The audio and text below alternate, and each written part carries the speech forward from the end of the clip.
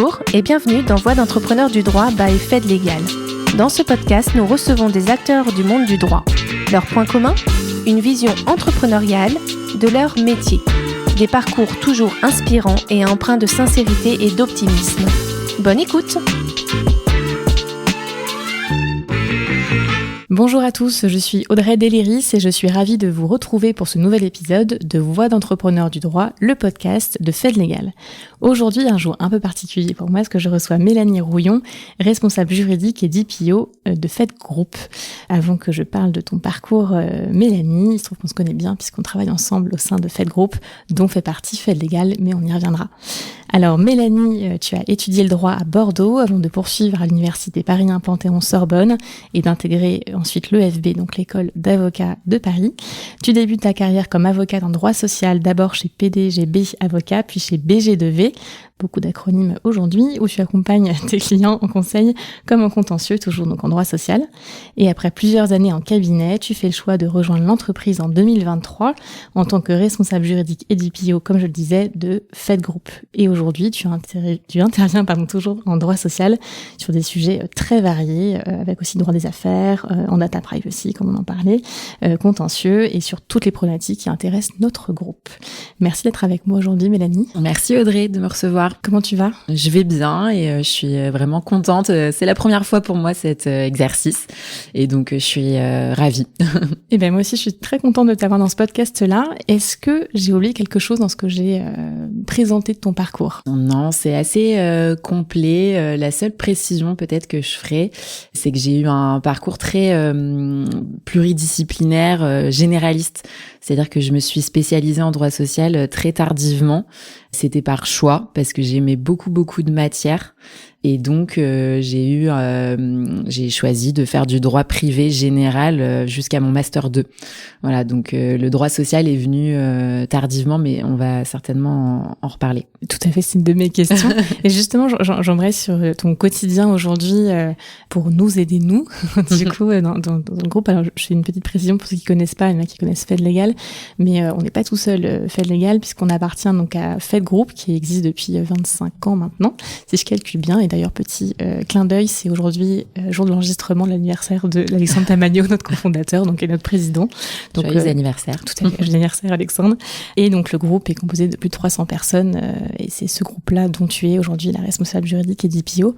Donc c'est quoi ton quotidien aujourd'hui, Mélanie ? Alors mon quotidien est très varié et c'est justement ce qui me plaît. Il y a à la fois des sujets qui sont très quotidiens, qui peuvent être des sujets très facilement traitables et puis rapides, des questions de consultants sur des sujets qui sont vraiment variés, souvent en lien avec leurs clients, donc du commercial plutôt, et puis des sujets de fond. Alors les contentieux bien sûr à suivre, des sujets en lien avec la conformité, donc des mises en place de projets, d'accords, etc. Et donc faut jongler entre ces différents sujets, donc déjà différentes matières, et puis des sujets comme on dit du day-to-day et du plus long terme. Donc les journées sont assez rythmées. Je travaille aussi avec Liam, qui est juriste au sein de Fed Group.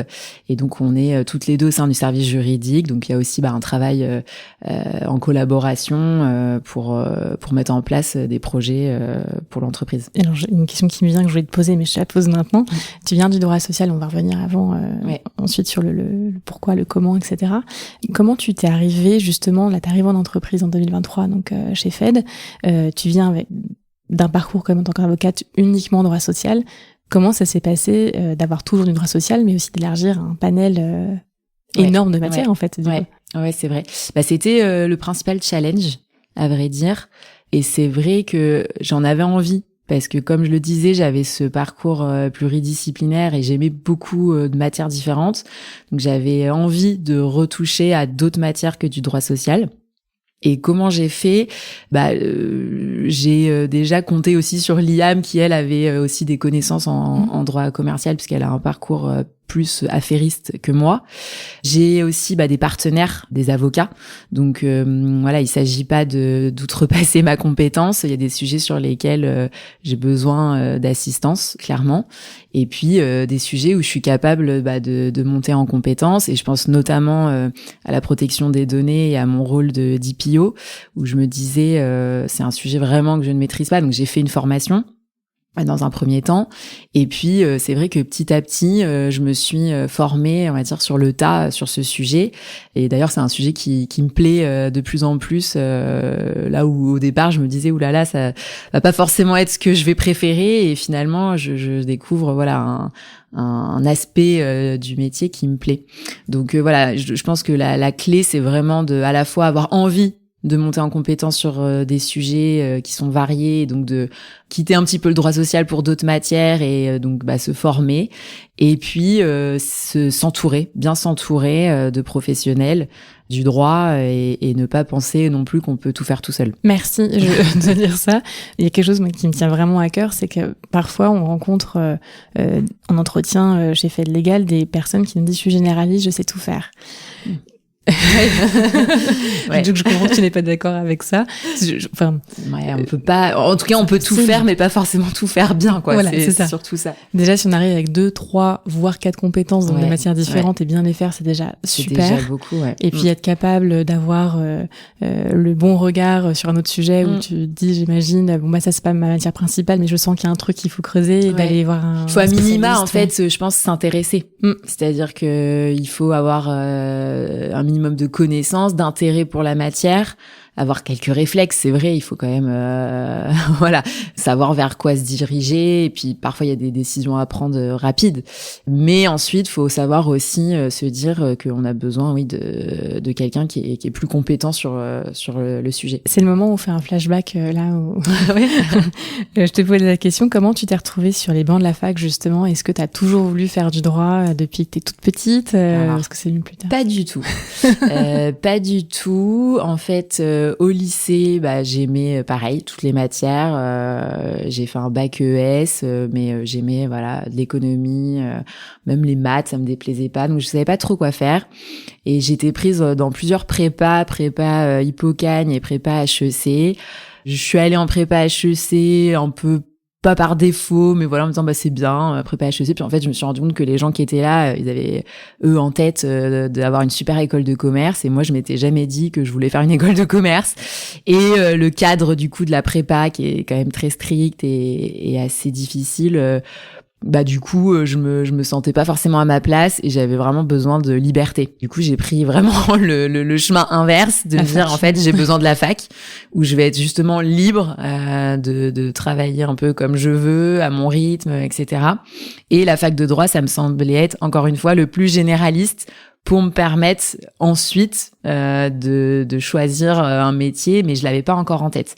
Okay. Et puis à la fac, le droit m'a plu. Encore une fois, je suis restée très généraliste en restant sur du droit privé. Donc, je faisais du droit des sociétés, du droit de la famille, du droit du travail. Enfin, voilà, il y avait vraiment une richesse au niveau des matières. Et quand on a fait 4 ans de droit, 5 ans de droit, on se dit pourquoi pas avocat. Voilà. Et donc c'est venu finalement sur le tard où je me suis dit ça peut en fait ça peut me plaire. Et le droit social, tu disais tout à l'heure que c'est venu assez tard du coup, parce que c'est vrai qu'il y a des gens qui se spécialisent assez rapidement dès le master 1, qui prennent les options, etc. Toi, c'est assez tard. Comment tu as découvert cette matière-là? Alors je l'ai découverte en stage dans le cadre de mon école d'avocat, puisque donc mon master 2, je le fais à Paris. Ensuite, je rentre à l'école d'avocat, et à l'école d'avocat, je comprends que pour trouver des stages et ensuite une collaboration, à Paris, il faut se spécialiser.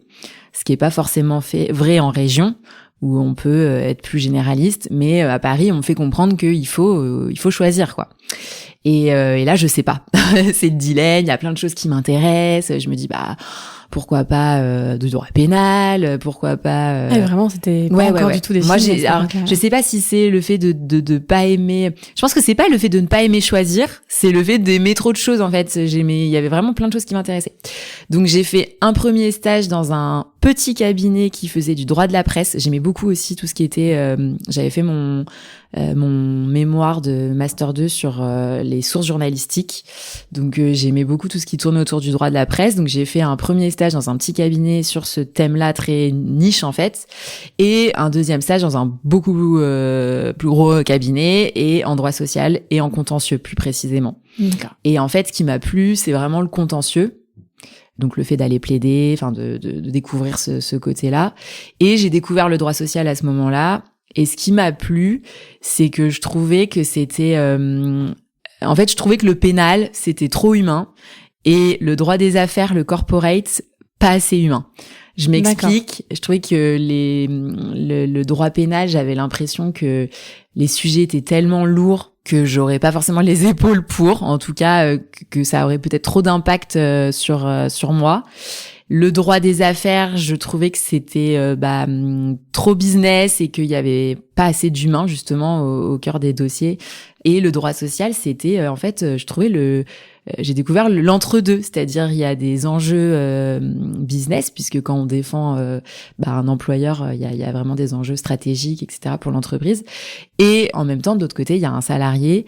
Et pour lui, c'est de l'humain, quoi. C'est une question qui est importante pour lui. Et donc, je trouvais que c'était un bon équilibre. Et c'est comme ça, en fait, que j'ai choisi cette matière. C'est en me disant, ça m'a plu là pendant mon stage. Et en plus, je trouve que finalement, ça répond bien à ma recherche d'avoir une matière à la fois humaine et à la fois avec des enjeux stratégiques côté entreprise. Et quand tu as vraiment eu l'occasion de te plonger dans cette matière pendant toutes ces années en tant qu'avocate, t'as continué à trouver justement cet équilibre-là? Ouais, vraiment. Ouais, vraiment.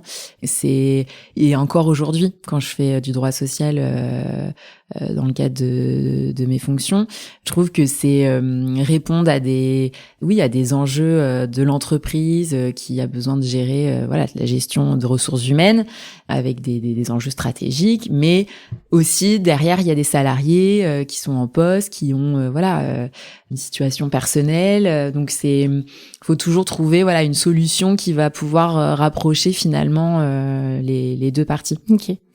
Je rebondis justement là-dessus. En 2023, tu as fait le choix de passer côté entreprise et on est très contents parce que on travaille ensemble. Qu'est-ce qui t'a donné envie de passer le pas justement? C'était quelque chose qui était là depuis longtemps entre guillemets ou Alors non. Parce que je savais pas, d'ailleurs au moment de te rencontrer, je ne savais pas encore que j'allais quitter la robe, comme on dit. En fait, je pense que c'est vraiment justement notre rencontre, la rencontre avec les différentes personnes que j'ai eu l'occasion de rencontrer dans le cadre de mon processus de recrutement, qui m'ont convaincue que l'entreprise pouvait me convenir. J'en étais pas forcément convaincue, je me disais que je pouvais avoir une autre expérience en cabinet. Voilà, j'étais un peu on va dire à l'écoute de tout ce qui pouvait se présenter à moi. Oui, ce qui m'a convaincue, c'est à la fois le fait de revenir sur quelque chose de pluridisciplinaire, donc de m'éloigner un peu du droit social, de continuer à en faire quand même beaucoup, mais de revenir à d'autres matières, et puis la vision de Fed avec les personnes qui la composent et le projet de rejoindre l'entreprise m'a plu, les personnes que j'y ai rencontrées. Et qu'est-ce qui t'a plus plu, ou quelle était un peu la découverte un peu sympa en étant juriste en entreprise, responsable et donc du coup juriste en entreprise, où tu t'attendais pas forcément à ça de manière globale, pas forcément chez Fed, mais est-ce qu'il y a un truc où tu te dis tiens, je pensais pas que ce serait comme ça et c'est chouette? Je me rappelle que lors de mon premier échange avec Alexandre, je lui avais dit j'ai peur d'être seule. Parce que j'avais peur que en fait le juridique en entreprise soit finalement la personne un petit peu qu'on va voir quand il y a un problème, donc en fait qu'on évite, et que je travaille un petit peu dans mon coin et donc j'ai pas forcément beaucoup de relations avec les équipes. Et moi j'aime pas être seule. Donc ça c'était une inquiétude. Et en fait pas du tout. Et je suis moins seule que je l'étais en tant qu'avocate, parce que finalement mon travail il est au quotidien avec les équipes, là où quand on est avocate parfois quand on se met dans des conclusions par exemple, on va être tout seul face à son ordinateur pendant parfois de nombreuses heures. Là c'est très rare que je passe de nombreuses heures d'affilée sans interaction. Donc ça, c'était la bonne surprise. Et qu'est-ce qui, au contraire, peut te manquer alors, de ta vie d'avant, en tant qu'avocate, justement, que t'adorais faire? Je dirais la plaidoirie. Ouais. Parce que c'est vrai que c'était un exercice qui était très particulier. Je trouvais que c'était vraiment l'aboutissement du travail qui avait été fait en amont, de préparer le dossier, de bien connaître son dossier, son client, d'avoir rédigé, etc. Et puis ensuite de le plaider. Et j'aimais ce côté, l'adrénaline, de prendre la parole en public, de convaincre. Voilà, c'était vraiment un exercice qui me plaisait. Donc ça peut me manquer. Maintenant, c'est vrai que j'ai l'occasion, si je le souhaite aussi, quand il y a des contentieux, éventuellement, de m'en occuper, notamment dans le conseil de prud'homme, puisque c'est une procédure orale. Bon, c'est pas toujours évident de gérer les deux, et de manière générale, je préfère faire appel à des avocats. Mais voilà, si je souhaite une fois de temps en temps garder des contentieux et éventuellement aller plaider en première instance, c'est possible. C'est possible. Donc, okay. Et maintenant que tu connais les deux côtés, côté cabinet et côté entreprise, est-ce qu'il y a des choses que tu ferais différemment si tu étais avocate? Maintenant, tu sais comment ça se passe côté entreprise. Oui, je pense. En fait, je me suis rendu compte que quand j'étais avocate, j'avais pas une très bonne connaissance en fait de l'entreprise. Alors déjà parce que pendant mon école d'avocat, j'ai choisi d'aller en Australie dans le cadre de mon autre stage en cabinet d'avocat plutôt que d'aller en entreprise, parce qu'il y a 2 stages à faire dans le cadre de l'école d'avocat, un en cabinet et un généralement qu'on fait ailleurs en juridiction, en entreprise. Et donc moi j'ai fait les 2 en fait en cabinet d'avocat, donc j'avais jamais mis un pied en entreprise.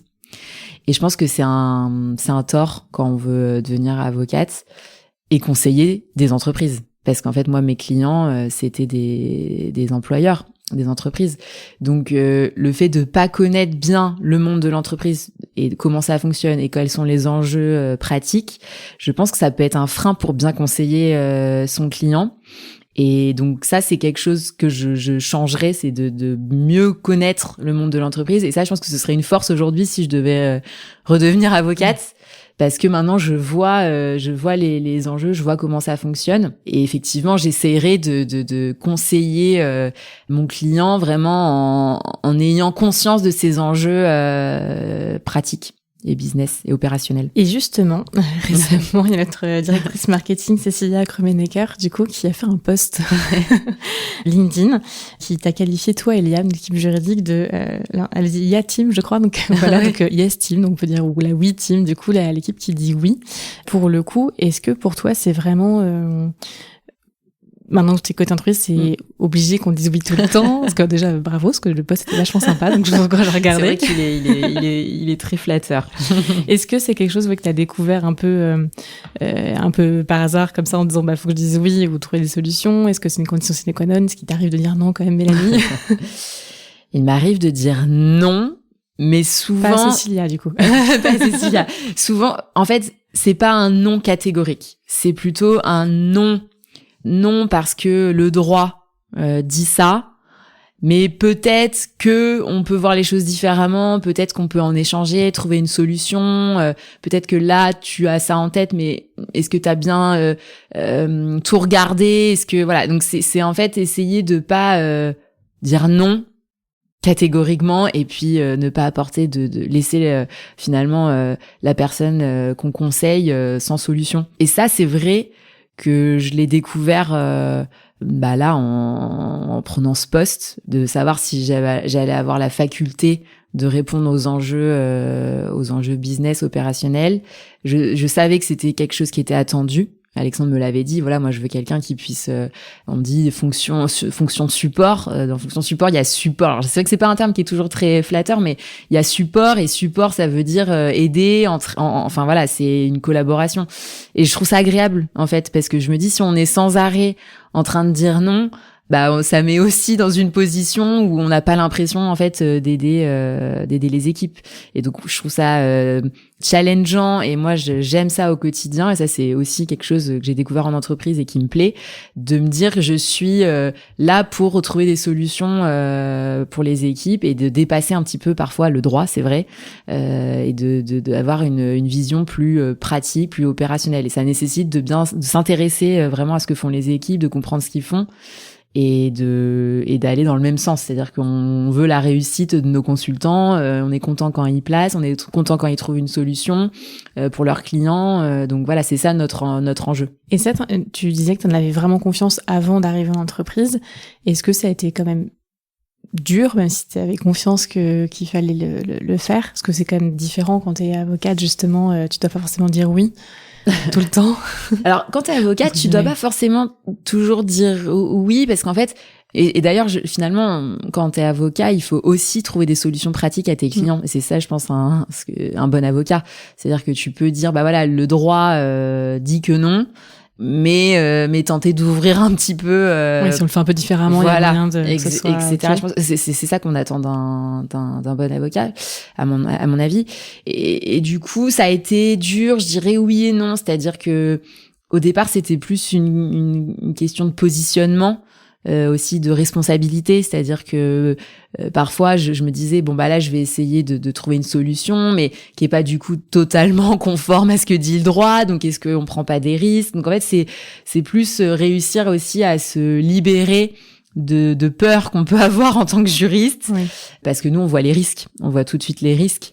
Et les risques, ils sont pas que théoriques. Donc c'est réussir aussi à prendre le risque.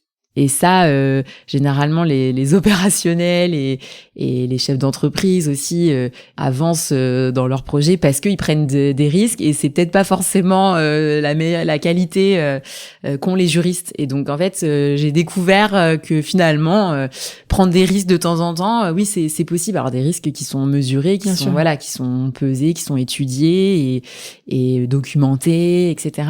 Et j'ai effectivement... finalement, ça s'est fait assez facilement. C'est-à-dire que au départ, j'avais un peu peur, et puis là, je me sens assez à l'aise dans l'exercice. Toujours sur le côté, donc sans les opposer, hein, mais tu as connu le statut libéral en étant avocate, le salariat en étant aujourd'hui responsable juridique et DPO. Selon toi, est-ce que une vision entrepreneuriale que tu as connue en tant qu'avocate, elle est nécessaire pour exercer en entreprise? Alors, je suis pas certaine. Enfin, je pense que quelqu'un qui est pas passé par le statut libéral et qui connaît que le statut salarié peut très bien s'adapter en entreprise. Après, moi, ce que je trouve intéressant, c'est que dans la relation que j'ai avec du coup les avocats, nos partenaires, c'est intéressant de connaître aussi ce statut, de savoir comment ils travaillent, quels sont leurs enjeux. Ça facilite aussi le dialogue.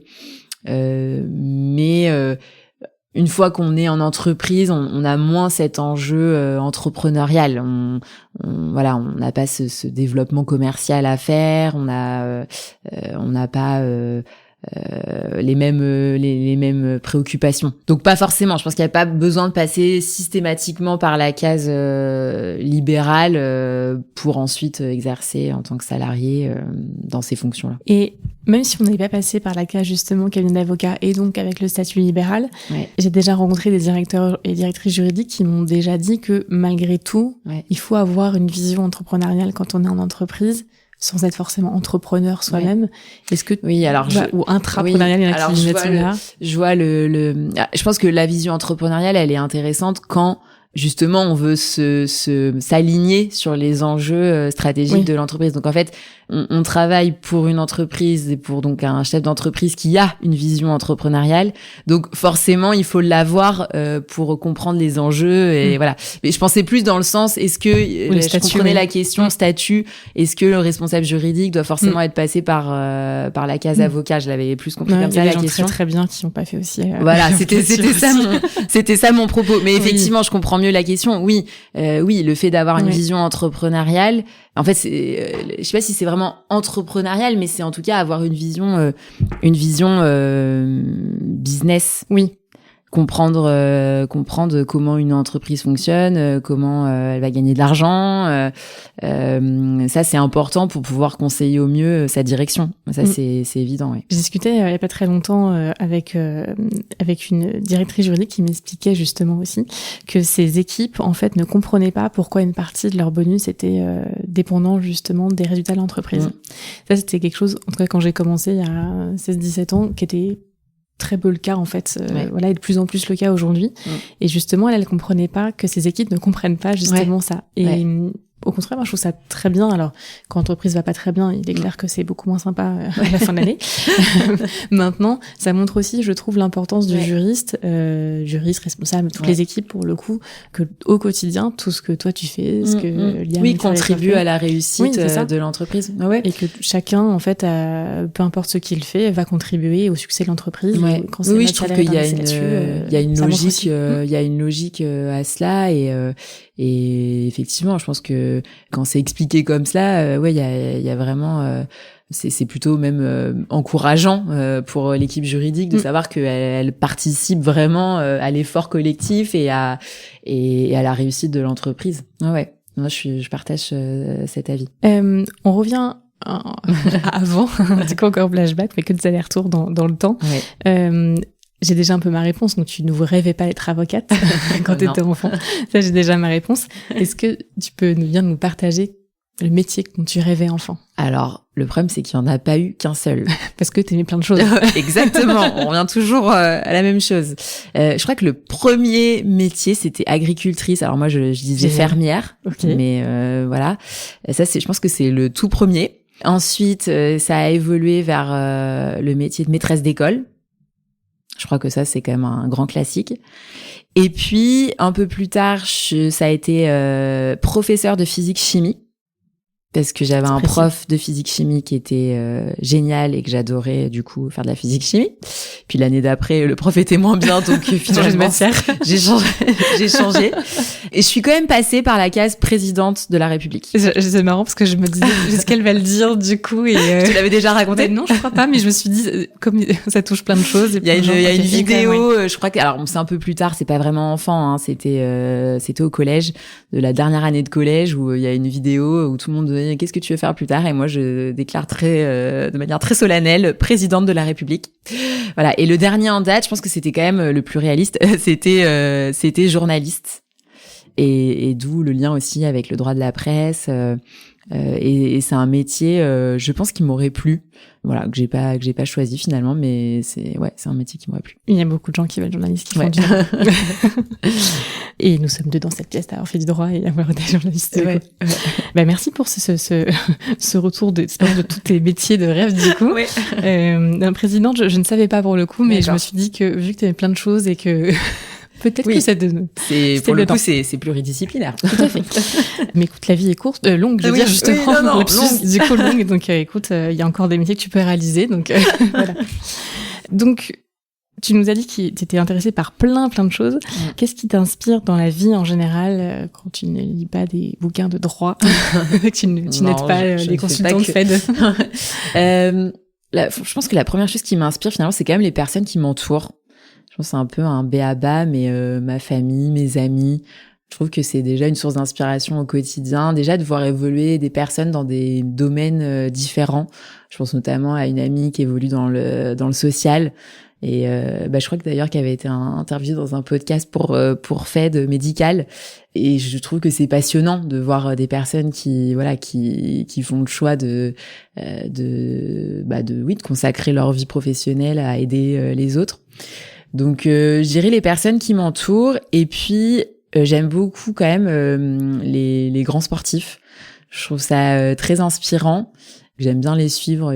J'en suis beaucoup parce que pour leurs exploits, mais aussi par rapport à au fait que souvent, alors les grands sportifs qui ont aussi de l'esprit, quoi. C'est-à-dire que j'aime bien, voilà, j'aime bien quand les deux vont de pair et je trouve ça, tu sais que j'aime bien le sport et donc je trouve ça enrichissant de voir comment on peut mener une carrière de haut niveau. Et voilà, d'aligner le corps, l'esprit, je trouve que c'est des choses qui peuvent m'inspirer. Donc j'aime le sport de manière générale, j'aime en faire, j'aime en regarder. Tu regardes quoi? Tous les sports aussi, du coup, comme je regarde beaucoup de sports. Évidemment, j'ai une préférence pour le rugby, puisque j'ai de la famille dans le sud-ouest, que j'ai un mari ancien rugbyman, donc voilà, c'est un sport qui me tient à cœur.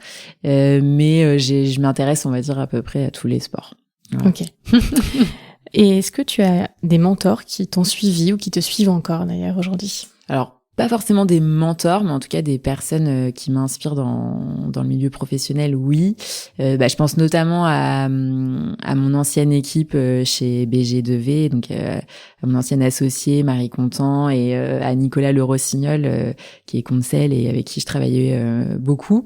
C'est des personnes évidemment qui ont contribué à ce que je suis devenue comme avocate et comme professionnelle du droit aujourd'hui, et avec qui j'ai gardé de très bons contacts et à qui je peux m'ouvrir de certains sujets, en tout cas éventuellement demander des conseils, et puis je m'intéresse à leurs pratiques encore en droit social, voilà. Donc, et puis beaucoup aussi d'anciens collègues en fait, des cabinets dans lesquels je suis passée, des 2 cabinets, pareil, que je vois évoluer dans leur pratique, et oui, j'ai encore beaucoup d'amis avocats avec qui je peux échanger, qui me conseillent, et ça c'est aussi une richesse de pouvoir avoir des conseils et échanger de sujets juridiques quand j'en ai besoin. Oui, ce que tu disais aussi, c'est bien s'entourer. Exactement. Bien s'entourer, pas forcément même sur les matières que tu ne connais pas au moins. Ouais. C'est aussi bien s'entourer dans sa carrière du quotidien, en fait, aussi. Ouais. Oui, exactement. Ouais, et ne pas rester seul, enfermé dans ses croyances ou dans ses acquis. De s'intéresser à ce que font les autres. Est-ce qu'il y a un conseil que tu aurais aimé recevoir au tout début de ta carrière, quand tu es sortie de la fac ou de l'EFB? Je pense que ce que j'aurais aimé qu'on me dise quand justement j'arrivais pas à choisir, c'est ne choisis pas. De pas effectivement alors même si je regrette pas du tout d'avoir choisi le droit social et de m'être spécialisée en droit social, mais j'ai pas vraiment reçu de conseils sur le fait que j'aimais beaucoup de choses et du coup de ce que je pouvais en faire, alors que je suis persuadée avec un peu de recul que quand on aime plein de choses et qu'on a un profil généraliste ou pluridisciplinaire, c'est pas une tare, et qu'au contraire ça peut être vraiment un atout, et que ça peut amener à choisir un parcours professionnel qui est adapté à ce qu'on aime. Donc là où j'avais eu plus l'impression qu'il fallait au contraire que je choisisse et que je rentre un peu dans le moule de me spécialiser, j'aurais aimé qu'on me dise non, le fais pas, et du coup alors je sais pas du coup ce que je ferais, mais peut-être que j'aurais été en entreprise plus rapidement, mais je regrette pas d'être passée par la case avocat bien entendu, mais ouais, je pense que c'est un bon conseil, c'est de suivre un peu son intuition et ce qu'on aime faire. C'est un très bon conseil. Est-ce qu'il y a un dernier mot que tu aimerais partager avec nos auditeurs, Mélanie? Je voudrais te remercier, Audrey, déjà pour m'avoir invitée dans ce podcast, parce que comme je disais, c'était la première fois. Je trouve que c'est un exercice très chouette, et je suis ravie et honorée que tu aies pensé à moi. Et puis ravie, et je te remercie aussi d'avoir pensé à moi pour ce poste de responsable juridique et d'IPIO, puisque c'est aussi grâce à toi, c'est toi qui m'as parlé de ce poste, donc c'est grâce à toi que je suis là aujourd'hui en face de toi. Donc voilà, un grand merci, et puis j'espère que ce podcast intéressera le plus grand nombre. J'en suis persuadée que comme je te le disais en tout début, avant qu'on appuie sur le bouton enregistrer, je ne propose qu'à des gens où je suis sûre que ça va intéresser, et où moi aussi je vais passer de bons moments. Donc non, c'était vraiment super, et merci pour ta sincérité, parce que je pense que les gens qui écoutent, peu importe leur niveau de carrière, même des gens qui sont pas dans le domaine du droit, même peut-être des étudiants, des gens qui font du droit dans plein d'entreprises différentes ou des cabinets, ils ont besoin de ces retours sincères, pour le coup, sur des choix de carrière différents, pour le coup, et ton témoignage en fait partie. Donc un grand merci. C'est moi qui suis honorée. Merci Audrey. Merci Mélanie, et merci à tous de nous avoir écoutés. Et je vous dis à très bientôt pour un nouvel épisode de Voix d'entrepreneurs du droit by Fed Legal. Bonne journée. Merci pour votre écoute. Nous espérons que ce temps de partage vous a plu. Abonnez-vous pour plus d'histoires professionnelles et de témoignages enrichissants. Suivez-nous sur LinkedIn et retrouvez nos offres d'emploi sur notre site carrière fed-group.fr.